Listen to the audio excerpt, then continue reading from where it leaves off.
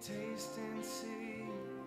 What is good, youth fam? We are on day 6 of our 7 days of healthy habits, and we've been repeatedly talking about how habits are seeds, and every day we're watering and just growing a seed. So today I'm going to be talking about the habit of effective Christians serve others. Now, what does this look like? It basically is stepping back and letting others go before you. And this can be a hard one to do because who's the person that we think about mostly?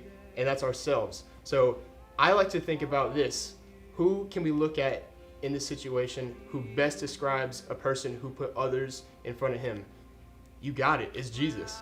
When we look in the Bible, the best example I can think about when it comes to serving others is the man himself, Jesus. And we can look in John 13, 1 through 17, and it talks about how he literally washed his disciples' feet. They were eating at a table, and then out of nowhere, Jesus, the Son of God who died for our sins, the Son of God who did so many miracles, the Son of God who was lifted on high, put himself down here and put his disciples up here and did the act of washing their feet. I don't know about you, but that's such a humbling thing to do, and looking at that just motivates me to be like him, and especially when it comes to that. So what are some practical steps you can do today or tomorrow just to serve others? The number one thing I would say is if you think a good thought, just do it. If you see some trash on the ground, just pick it up. There's only good that can come out of doing a good thought. Step number 2, y'all, and that is have a good attitude when you serve.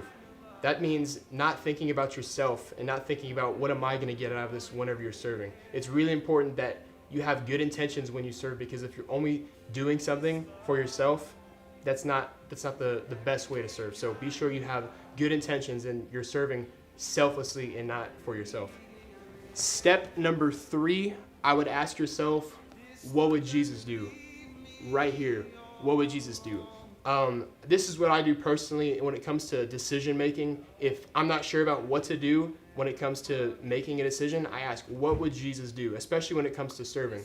And we can look back, we know what Jesus would do. He would put himself down here and he would put others up here. We read it with him washing his disciples' feet. So step 3, what would Jesus do? Personally, I would say that the best thing you can do today is to just give your time. That's the best thing that you can do when it comes to serving, is giving your time. And it can be so valuable because time is money, you know what they say, but people need you and people need your time, and it can be as simple as just being with them when they're going through a hard time, or just asking someone if they need prayer just randomly. It can go a long way, and you never know what they're going through. So I hope these steps were useful. I hope you can take them today and just use them. And we love you.